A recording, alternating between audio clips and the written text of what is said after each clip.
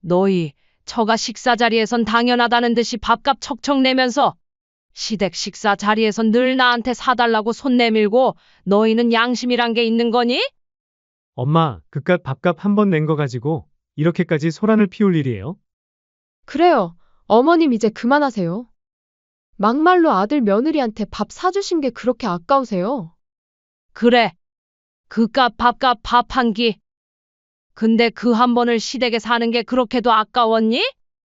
시댁이 내주니까 고마운 줄도 모르고 한 푼이라도 더 뜯어 먹으려고 머리나 굴리고 말이야.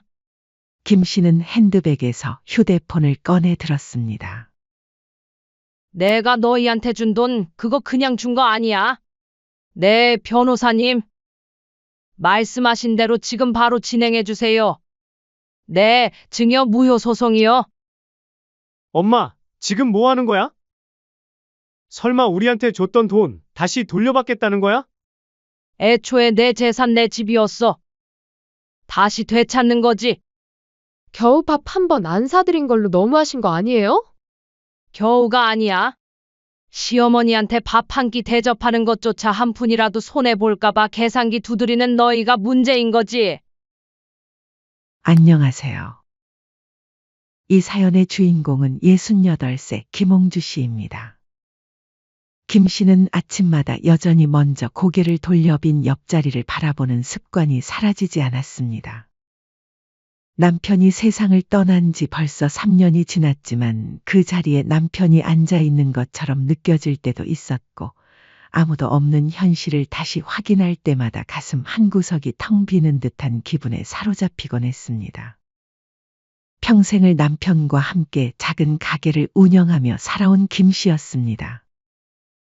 결혼 후 줄곧 자식들을 위해 살아온 삶이었고, 그 과정에서 자신만의 시간이나 취미 같은 건 사치였습니다.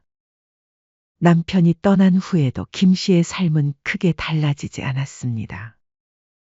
아들과 며느리는 지금 동네에서 작은 일식집을 운영하고 있었는데, 사실 그 가게도 김 씨의 손길이 없었으면 시작조차 어려웠을 것입니다. 어느 날 아들이 조심스레 말을 꺼냈습니다. 엄마, 사실은 이번에 가게 하나 해보려고 하는데요. 엄마가 집도 해주셔서 이런 말씀 드리긴 죄송한데 도저히 우리 힘으로는 안 될 것 같아서요. 마지막으로 한 번만 더 도와주시면 안 될까요? 김 씨는 마치 머리를 망치로 한 대 얻어맞은 듯 묵직하게 가슴에 꽂혔습니다. 김 씨에게 남은 돈은 남편과 함께 아껴가며 평생을 모은 노후 자금이었죠. 나이 들어 병원 다니고 혼자 누워 지낼 날을 대비해 조금씩 모아두었던 돈이었습니다. 하지만 아들의 간절한 눈빛을 외면하기는 어려웠습니다. 며칠을 고민한 끝에 김 씨는 밤늦게 아들을 조용히 불렀습니다. 그리고 꺼내든 종이 한 장이 있었죠. 주원아. 엄마가 이 돈을 너한테 주는 건 너를 믿기 때문이야. 하지만 그냥 주는 건 아니야. 엄마도 이제 나이 들었고 노후 자금이라는 게 어떤 의미인지 너도 조금은 알아줬으면 해. 김 씨가 내민 종이는 A 사용지 한 장짜리 손글씨로 쓴 일종의 효도 계약서였습니다. 내용은 단순했습니다. 어머니가 지원한 금액 1억 5천만 원은 노후를 위한 조건부 증여이며 향후 부양 책임은 아들이 진다. 아들은 멍하니 종이를 바라보다가 잠시 후 고개를 끄덕였습니다. 알겠어요, 엄마. 나중에 꼭 잘해드릴게요. 진짜요. 김 씨는 그렇게 자신의 노후 자금을 아들에게 내어주었습니다. 사실 그 돈을 주면서도 마음 한구석이 불안했지만 자식을 믿는 마음이 더 컸습니다. 아들이 성공해서 나중에 편히 모셔주겠다는 말을 진심으로 받아들였죠. 가게는 순조롭게 오픈했고 아들과 며느리는 정신없이 바쁘게 살았습니다. 손주는 아직 어린 탓에 어린이집에도 보내기 어려웠고 결국 육아의 몫은 자연스럽게 김 씨에게 돌아왔습니다. 그렇게 김 씨의 하루는 새벽같이 시작됐습니다. 60이 넘은 나이에 하는 육아는 생각보다 훨씬 힘들었습니다. 젊을 때와는 체력이 달랐고 잠깐 쪼그리고 앉아있기만 해도 일어설 때 무릎에서 소리가 났죠. 하지만 김 씨는 한 번도 힘들다는 소리를 하지 않았습니다. 몸은 고됐지만 손주의. 할머니 최고야 라는 말 한마디에 하루의 피로가 스르르 녹아내렸습니다. 한편 아들 부부의 감사의 표시로 시작한 주말 식사 자리는 김 씨에게 적적한 노년의 소중한 위안이 되었습니다. 엄마, 지안이 봐주시느라 고생 많으셨어요. 저희가 맛있는 거 사드릴게요. 아들이 그렇게 말할 때마다 김 씨는 뿌듯했습니다. 자식들이 자신의 희생을 알아주고 있다는 생각에 마음이 따뜻해졌죠. 식사 자리에서 가족과 함께 웃고 떠드는 시간은 김 씨에게 유일한 행복이었고 일주일을 버텨나가는 힘이 되었습니다. 시간이 흘러 손주가 어린이집에 입소하게 되면서 비로소 김 씨는 육아에서 해방되었습니다. 이제 나도 좀 쉬려나. 김 씨는 혼자 중얼거리며 오랜만에 여유로운 오후를 맞았습니다. 육아가 끝났어도 주말 식사 자리만은 여전히 이어졌죠. 그 자리는 여전히 유일한 가족과의 접점이었고 김 씨는 그 시간이 소중하게 느껴졌습니다. 그로부터 몇 달 뒤 상황은 조금씩 변하기 시작했습니다. 코로나19 사태로 인해 가게 사정이 급격히 나빠진 것이었죠. 손님은 뚝 끊겼고 배달 매출도 시원찮았습니다. 엄마, 요즘 진짜 힘들어요. 진짜 폐업할까 고민 중이에요. 아들이 그렇게 말할 때 표정이 얼마나 상심해 보였는지 김 씨는 마음이 아팠습니다. 아들의 그 말에 김 씨는 말없이 통장을 꺼냈습니다. 많은 돈은 아니었지만 생활비 일부를 조용히 건넸죠. 자식이 기 죽으면 안 되지. 김 씨는 그렇게 중얼거리며 아들의 어깨를 토닥여 주었습니다. 힘든 시기니까 가족이 서로 도와야 한다는 생각이었어요. 식사 자리에서도 아들이 괜히 어깨 움츠릴까봐 김 씨가 먼저 카드를 꺼냈습니다. 오늘은 내가 살게. 다음번에도 그 다음번에도 김 씨는 늘 웃으며 말했습니다. 내가 낼게. 가게도 힘든데 뭐. 그럴 때마다 아들 부부는 민망한 듯 말했습니다. 엄마, 죄송해요. 형편 좀 나아지면 꼭 갚을게요. 그 말이 진심이든 아니든 김 씨는 믿고 싶었습니다.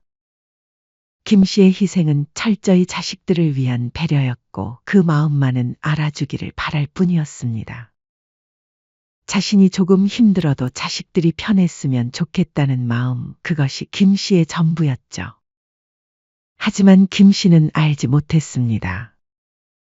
그 배려가 곧 더 큰 상처와 배신으로 돌아오리라는 것을 말이죠. 처음엔 별 생각 없이 받아들였습니다. 그저 한두 번 더 낸다고 생각했고 힘든 가게 사정을 알기에 도와주는 셈이었죠. 하지만 그날 이후 이상한 변화들이 하나둘 눈에 들어오기 시작했습니다. 예전엔 동네 김치찌개집, 순두부집 같은 곳이었지만 이제는 예약이 필요한 고깃집이나 호텔 근처 고급 중식당까지 가는 일이 많아졌습니다. 어머님, 여긴 고기가 진짜 부드러워요. 한우만 쓰는 데예요. 엄마, 이 집 보고회가 유명하대요. 아내가 여기 꼭 오고 싶다 그랬어요. 며느리가 그렇게 말할 때마다 김 씨는 속으로 놀랐습니다. 메뉴판에는 보기만 해도 부담스러운 숫자들이 줄줄이 적혀 있었죠. 반면 며느리는 환한 표정으로 메뉴를 보고 있었습니다. 며느리 입장에서 가격은 크게 중요하지 않았습니다. 어차피 계산은 김 씨가 할 테니까요. 그런 음식을 좋아하는 것도 잘 먹는 것도 아니었지만 김 씨는 불평하지 않았습니다. 식사가 끝나면 늘 아들이 당연하다는 듯 손을 내밀었습니다. 어머니, 카드 좀 주세요. 말투엔 일말의 미안함도 없었습니다. 습관처럼 아들은 빈말 한마디 없이 손을 내밀었고 며느리는 자연스럽게 물을 마시며 옆을 쳐다봤습니다. 그래, 여기. 아들과 며느리는 빈말로라도 오늘은 저희가 낼게요 같은 말을 하지 않은 지 오래였습니다. 그저 김 씨의 카드만이 반복해서 그들의 식사 비용을 감당했죠. 하지만 식사 자리를 거절하기도 힘들었습니다.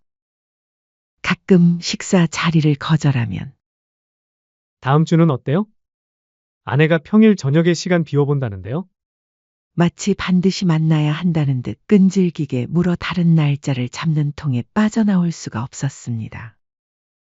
그러던 어느 날 장을 보고 돌아오는 길에 김 씨는 길 건너편에서 익숙한 얼굴을 보았습니다. 바로 안사돈이었죠.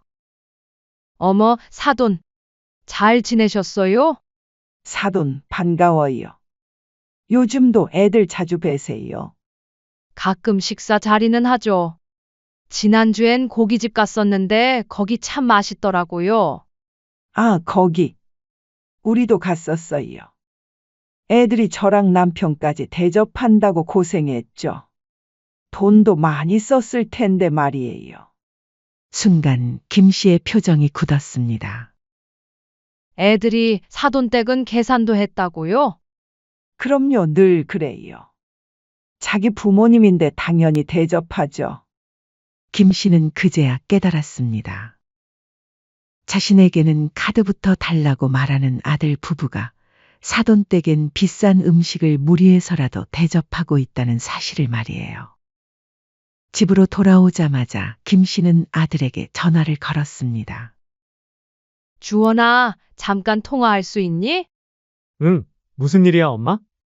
며칠 전에 길에서 사돈을 만났는데 너희가 사돈댁 식사할 땐 다 낸다면서? 아, 그건 아무래도 사위로서 처가댁은 좀 어렵잖아. 거기다가 장인어른이 입맛도 너무 까다롭고. 솔직히 부담되긴 하는데 어쩌겠어. 맞춰야지.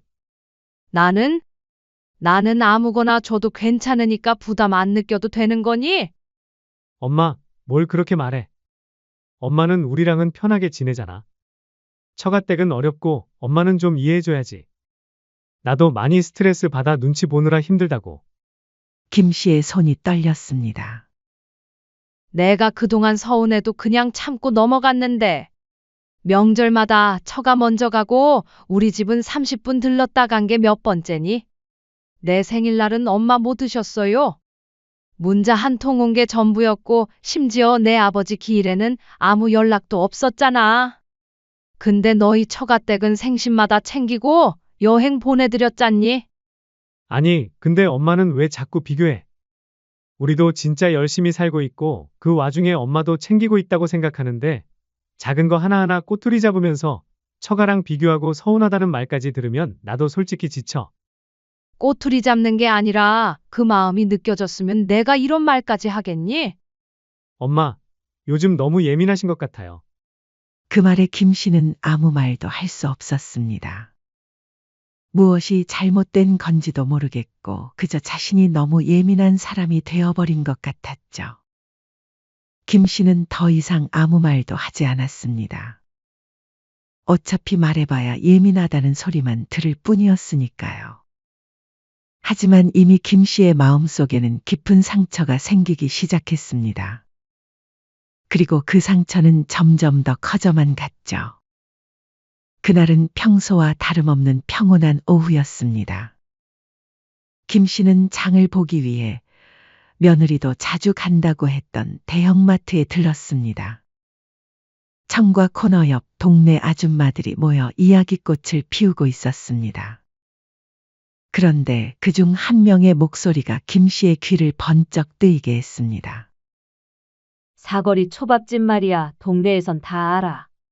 시어머니 완전 호구잖아. 처음엔 그냥 지나치려다 그 입에 오르내리는 초밥집의 이름에 발이 멈췄습니다. 그곳은 바로 아들과 며느리가 운영하는 일식집 이름이었죠. 코로나 때 장사 힘들다니까 시어머니가 돈 크게 도와줬대. 용돈의 생활비에 심지어 식사 자리에서 돈 한 번 낸 적 없다지 아마. 어머, 시어머니랑 식사하면서 전부 어머님이 내신 거야? 보통 자식들이 사지 않나? 김 씨는 그 자리에서 얼어붙었습니다. 장바구니를 든 손이 미세하게 떨리기 시작했죠. 하지만 한편에서는 설마 우리 집 얘기는 아니겠지라는 마지막 희망이 스쳐 지나갔지만 점점 더 구체적으로 들려오는 이야기에 그 희망은 금세 무너졌습니다. 근데 가게가 그렇게 어렵지도 않았다던데. 배달 늘고 손님도 단골 꽤 붙었다며. 초반에 한두 달 힘들다가 오히려 장사 잘 돼간다더라. 근데도 시어머니한테 끝까지 얻어먹더라고. 김 씨의 머릿속이 하얘졌습니다. 설마 가게가 어렵다고 한 것도 다 거짓말이었다고. 가게가 어렵다고 해서 그동안 도와준 건데 실제로는 장사가 잘 되고 있었다는 말에 가슴이 쿵 내려앉았습니다. 그 집 며느리가 시어머니는 싸구려 입맛이라 식당 가면 꼭 싼 메뉴만 찾는데. 그래서 일부러 비싼 데로 데리고 가서 돈 쓰게 했다던데.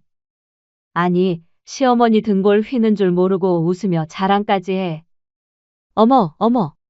너무했다. 그 순간 김 씨는 며느리가 자신을 싸구려 입맛이라고 말했다는 것, 그리고 일부러 비싼 곳으로 데려가서 돈을 쓰게 했다는 것까지. 지금까지 함께했던 모든 식사 자리가 머릿속에서 빠르게 지나갔습니다. 며느리가 제안했던 그 비싼 레스토랑들, 그때마다 웃으며 어머님이 좋아하실 것 같아서요. 라고 했던 그 말들이 모두 거짓이었다는 사실이 가슴을 찢어 놓았죠. 마지막으로 들은 한마디는 김 씨의 심장을 꿰뚫었습니다. 이제 애도 컸고 슬슬 시댁이랑 연끈을 준비해야겠대. 눈치 볼 일도 없고 굳이 잘 보일 필요 없다고. 김 씨는 그 자리에 선 채로 몇 초간 멍하니 있었습니다. 아들도 몰랐을 리 없다. 적어도 모른 척은 했겠지. 세상에 내가 동네에선 호구로 불리고 있었다니? 그 순간 머릿속에서 많은 장면들이 스쳐 지나갔습니다. 손주 재우느라 허리 삐끗한 날, 집에 돌아와 파스 붙이며 혼자 끙끙거렸던 밤. 카드를 꺼내며 괜찮다, 내가 웃는 게 좋다. 고 말하던 수많은 순간들. 그 모든 것이 한순간에 우스꽝스러운 착각이었다는 깨달음이 가슴을 후벼 팠죠. 해도 너무하네. 김 씨는 떨어진 장바구니를 주워들고 그 길로 김 씨는 마트를 벗어나 아들의 가게로 향했습니다. 점심시간이 지난 텅 빈 가게. 김 씨는 조용히 문을 열고 들어갔습니다. 주방에서 며느리 민서가 고무장갑을 끼고 설거지를 하고 있었습니다. 민서야, 어머, 어머님. 여기까지 웬일이세요? 며느리의 목소리에는 평소와 다름없는 밝은 톤이 섞여 있었습니다. 하지만 김 씨에게는 그 목소리조차 가식적으로 들렸죠. 너 밖에서 내 이야기를 참 많이 했던데 그게 다 사실이니? 며느리의 표정이 순간 굳었습니다. 설거지하던 손도 멈추고 당황한 기색이 역력했죠. 무슨 말씀이신지. 저 그런 적 없어요. 그래? 근데 마트에서 아주머니들이 밖에서는 내가 용돈 퍼주고 밥 사주는 호구라고 하고 다니더구나. 아니에요. 어머님, 그건 진짜 오해예요. 그 아줌마들이 괜히 말 보탠 거예요. 저는 그런 식으로 말한 적 없어요. 그럼 아주 이상한 말은 아닌가 보지? 분명 나한테는 가게 어렵다더니 장사도 아주 잘 되는 것 같고. 며느리가 당황하며 변명하는 모습을 보니 김 씨는 더욱 확신이 섰습니다. 시어머니가 싸구려 입맛이라 일부러 비싼 데만 데려간다고 했다며? 뻔뻔하게 나한테 밥 얻어먹고서는 밖에서는 시어머니 싸구려 입맛이다 뒷말까지 하고 다녀? 김 씨의 목소리는 점점 커지고 며느리의 얼굴이 창백해졌습니다. 결국 며느리는 더는 부정하지 못하고 고개를 푹 숙였습니다. 그때 아들 주원이 가게로 들어왔습니다. 밖에서 들었는지 상황을 눈치챘는지 급하게 며느리 옆에 서서 입을 열었습니다. 엄마, 너무 그렇게 몰아세우지 마. 며느리가 속상해서 시어머니 뒷담 좀 한 거 가지고. 김 씨는 아들의 그 말에 더욱 분노했습니다. 자신이 상처받은 것은 생각하지 않고 며느리만 감싸는 모습이 너무나 실망스러웠죠. 너희 처가 식사 자리에선 당연하다는 듯이 밥값 척척 내면서 시댁 식사 자리에선 늘 나한테 사달라고 손 내밀고 너희는 양심이란 게 있는 거니? 아들은 당황했지만 애써 웃으며 말했습니다. 또 그 얘기예요? 엄마, 그깟 밥값 한 번 낸 거 가지고 이렇게까지 소란을 피울 일이에요? 며느리도 옆에서 맞장구 쳤습니다. 그래요. 어머님 이제 그만하세요. 막말로 아들 며느리한테 밥 사주신 게 그렇게 아까우세요? 김 씨는 더 이상 참을 수 없었습니다. 그래. 그깟 밥값 밥 한 끼. 근데 그 한 번을 시댁에 사는 게 그렇게도 아까웠니? 시댁이 내주니까 고마운 줄도 모르고 한 푼이라도 더 뜯어 먹으려고 머리나 굴리고 말이야. 김 씨는 핸드백에서 휴대폰을 꺼내 들었습니다. 내가 너희한테 준 돈 그거 그냥 준 거 아니야. 네, 변호사님. 말씀하신 대로 지금 바로 진행해 주세요. 네, 증여 무효 소송이요. 전화를 거는 김 씨의 목소리는 떨렸지만 결연했습니다. 아들과 며느리는 그제야 사태의 심각성을 깨달았죠. 엄마, 지금 뭐 하는 거야? 설마 우리한테 줬던 돈 다시 돌려받겠다는 거야? 아들의 목소리에는 당황과 공포가 섞여 있었습니다. 큰돈을 갑자기 돌려달라고 하니 어찌 보면 당연한 반응이었죠. 애초에 내 재산 내 집이었어. 다시 되찾는 거지.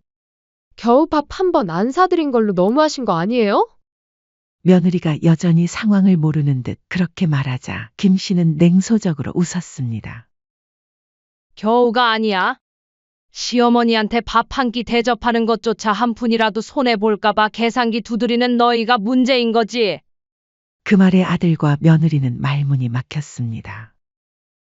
김 씨는 그제야 속이 시원했습니다. 그동안 참고 견뎌왔던 모든 것들을 다 털어놓은 기분이었죠.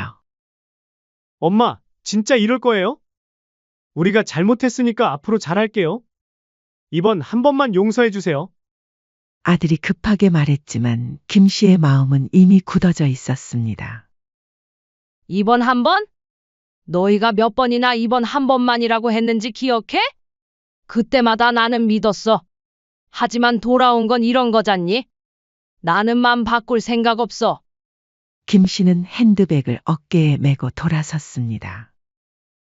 가게 문을 향해 걸어가면서 등 뒤에서 들려오는 아들과 며느리의 당황한 목소리가 귀에 들렸지만 뒤돌아보지 않았습니다. 어머님, 잠깐만요. 이렇게 가시면 어떡해요? 엄마, 그렇게 가시면 안 돼요. 하지만 김 씨의 걸음은 멈추지 않았습니다. 가게 문을 열고 나서면서 그녀는 깊이 숨을 들이마셨습니다. 바깥의 공기가 그렇게 상쾌할 수가 없었죠. 김 씨는 그날 처음으로 자신의 삶을 자신의 손으로 지키기 시작했습니다. 더 이상 누구를 위해 희생하지만은 않기로, 더 이상 이용당하지 않기로, 자식들에게만 모든 것을 주지는 않기로 결심했죠. 소송 결과는 김 씨의 완벽한 승리였습니다. 김 씨의 손글씨로 쓴 효도 계약서는 법적 효력을 인정받았죠. 판결문에는 분명히 적혀 있었습니다. 부양을 전제로 한 증여 계약. 조건이 이행되지 않아 계약 위반으로 인한 무효. 1억 5천만 원. 어머니가 지원해준 모든 것을 고스란히 돌려주어야 했습니다. 특히 가게를 차릴 때 들어간 비용까지 포함해서 말이죠. 아들과 며느리는 하루아침에 쫓겨나듯 집을 비워야 했습니다. 무릎 꿇고 매달리던 모습이 눈에 아른거렸지만 김 씨는 더 이상 흔들리지 않았습니다. 엄마, 진짜 이럴 거예요? 우리 진짜 길바닥에 나앉게 생겼어요. 어머님, 우리 지안이 생각이라도 좀 해주세요. 다시 마음 바꿔주시면 저희가 효도하고 모시고 살게요. 김 씨는 눈을 마주치지도 않은 채 단호히 말했습니다. 내가 그 말을 어떻게 믿니? 그동안 여러 번 너희를 믿어주고 기대하고 지원해줬는데 돌아온 결과가 이거잖니? 나는 더 이상 할 말 없다. 이후 증여 무효로 인해 집은 팔 수밖에 없었습니다. 가게 월세도 빠져나가야 했고 이미 등기부에 올라있던 대출도 있었죠. 명의도 불분명하고 신용도 부족했던 그들에게는 선택지가 많지 않았습니다. 전세 대출이요? 죄송합니다. 소득 요건과 신용 상태가 맞지 않아 불가능합니다. 보증금 있는 집은 현재 예산으로는 어려우실 것 같은데요.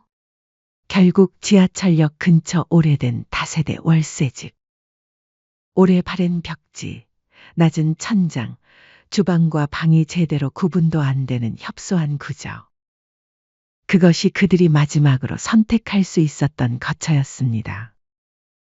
생활은 더욱 처참해졌습니다. 주원은 낮에는 다른 사람 가게에서 아르바이트, 밤에는 배달 일을 뛰어야 했습니다. 민서는 오전에는 홀서빙, 오후에는 편의점 알바, 밤에는 또 다른 아르바이트를 전전했죠. 하루하루가 땀과 눈물로 얼룩진 생활이었습니다. 무엇보다 더 고통스러웠던 건 서로를 향한 원망이었습니다. 당신이 그때 아줌마들한테 신나게 떠들지만 않았어도 엄마가 이렇게까지 안 했겠지. 그래, 다 내 잘못이지 뭐. 당신은 그 옆에서 가만히 고개 끄덕이고 있었잖아. 그때 단 한 번이라도 나 말리지 그랬어? 말은 왜 이제 와서 해? 불편했던 두 사람은 점점 대화를 줄여갔습니다. 말 한마디 없다가 결국 각방까지 쓰기 시작했죠. 반면 김 씨는 홀가분하게 짐을 쌌습니다. 서울에서의 마지막 날, 낡은 커튼을 걷고 따스한 햇살을 바라봤죠. 그녀는 되찾은 노후 자금으로 고향 근처의 신축 아파트를 계약했습니다. 24평짜리 작은 아파트였지만 창문 너머로 초록빛 공원이 보였고 복지관에서는 매달 새로운 프로그램이 열렸어요. 도자기 만들기, 수채화, 실버 합창단, 국내 여행 동호회. 그녀에게는 이제 새로운 취미들이 생겼습니다. 아침이면 공원 벤치에서 따뜻한 커피를 마시며 해를 올려다보았고, 점심에는 복지관 식당에서 웃음꽃 가득한 밥상을 받았습니다. 때로는 버스를 타고 바다를 보러 나가기도 했죠. 혼자였지만 외롭지 않았습니다. 노후에 필요한 건 사람의 정도 있지만 정보다 먼저 있어야 할 건 내 이름으로 된 통장 그리고 내 의지였구나. 김 씨는 남은 재산을 오롯이 자신을 위해 쓰기로 결심했습니다. 누군가를 위해 절약하고 참고 희생해도 돌아오는 건 뒷담화였다는 걸 이제야 깨달았죠. 이제는 누구 눈치도 보지 않고 내가 먹고 싶은 걸 먹고 가고 싶은 곳에 가며 지나온 세월의 값을 내 손으로 누리기로 했습니다. 그리고 어느 날 복지관 담당자에게 조용히 말했습니다. 혹시 형편 어려운 어르신들 계시면요. 제가 매달 조금씩 기부하고 싶어요. 이름은 굳이 밝히지 않아도 되고요. 몇 달 후 조용한 오후. 김 씨는 차를 마시며 라디오를 듣던 중 핸드폰이 울렸습니다. 화면에는 아들이라는 이름이 떠 있었어요. 그녀는 한참을 바라봤습니다. 가만히 말없이 흔들림 없이. 받을까 말까. 결국 그녀는 받지 않았습니다. 하지만 곧 문자 한 통이 도착했어요. 엄마, 지안이 사진이에요. 할머니 보고 싶대요. 제가 진짜 다 잘못했어요. 다시 돌아가고 싶어요. 사진 속 손주 지안이는 많이 자라 있었습니다. 예전보다 야위어 보이는 모습이 마음을 아프게 했지만 김 씨는 흔들리지 않았어요. 김의 눈가가 조용히 젖었습니다. 그녀는 잠시 생각한 뒤 답장을 보냈습니다. 나도 손주는 보고 싶지만 다시 예전처럼 지내야 한다면 힘들 것 같다. 똑같은 상처를 받기 싫고 이제는 내 마음부터 지키기로 했단다. 잘 살아라. 김 씨는 휴대폰을 내려놓고 천천히 창문을 열었습니다. 부드러운 바람이 거실 안으로 스며들었고 그녀의 흰 머리칼이 가볍게 흔들렸어요. 이제야 알겠다. 사랑도 중요하지만 노후에는 결국 돈이 있어야 지킬 수 있는 게 많다는 걸. 그 순간 또 다른 메시지가 도착했습니다. 복지관에서 온 알림이었어요. 김홍주님께서 후원해주신 독거 어르신 생신상 준비 완료되었습니다. 진심으로 감사드립니다. 김 씨는 미소를 지었습니다. 진짜 보라 믿는 일이 뭔지 이제야 알 것 같았어요. 그렇게 김 씨는 이제야 비로소 누구의 어머니가 아니라 온전히 자기 자신으로 살아가기 시작했습니다. 그녀가 창밖을 바라보며 생각했습니다. 아직 늦지 않았구나. 내 인생의 진짜 황금기는 지금부터인지도 모르겠네. 사연은 여기까지였습니다. 구독, 좋아요는 영상 제작에 큰 힘이 됩니다. 알림 설정을 하시면 더욱 새롭고 재미있는 사연을 빠르게 즐기실 수 있습니다. 인생의 쉼표를 시청해 주셔서 감사합니다.